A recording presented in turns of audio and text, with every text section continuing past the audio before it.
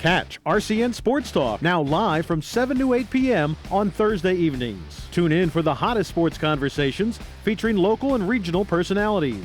Interact with us. You can be part of the show with your comments, questions, and opinions. Play trivia and win great prizes. Plus, in-depth interviews with teams and players in the RCN viewing area. And our roundtable segment sparks controversial conversations on local and national sports topics. It's RCN Sports Talk, now starting at 7 p.m. live on RCN-TV. They will miss DeMarco Murray. Yeah. I mean, they have that Joseph Randle when he's not shoplifting or doing something goofy. But I don't like Dallas at running back. They do have a good offensive line. Tony Romo is he's back again, of course, and he's a talented quarterback. But he's been beaten up. And I wonder how much more pounding he could take with all the back surgeries and everything else that he's gone through. But Dallas has some good personnel on defense. They're going to be a good team.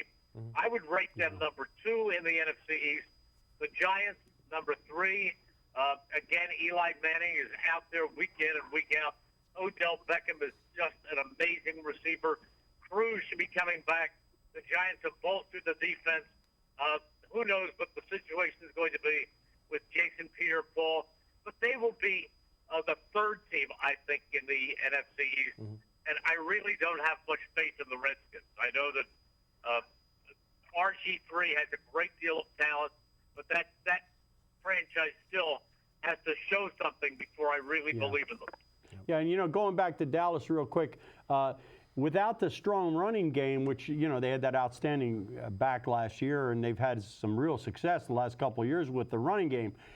Even as good as that offensive line is, would you agree that that offensive line will be less effective with the run game if they don't have the back that's going to be able to make the kind of moves that Murray did, and which opened up their passing game, Yeah, it's what comes first, the chicken or the egg. Right.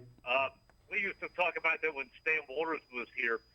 Talk about it all the time. Stan used to say that a great back can make an offensive line look really, really good.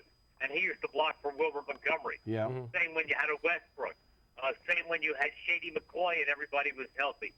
And a great back like a DeMarco Murray can inflate the abilities of your offensive line.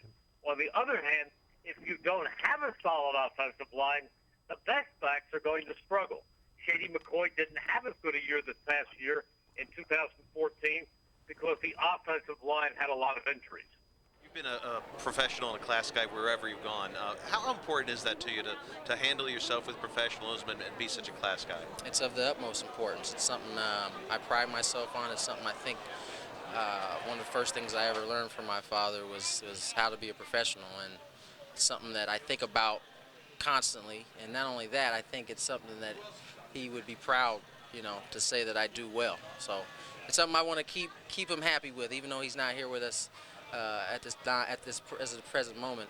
It's something that I continue to strive for.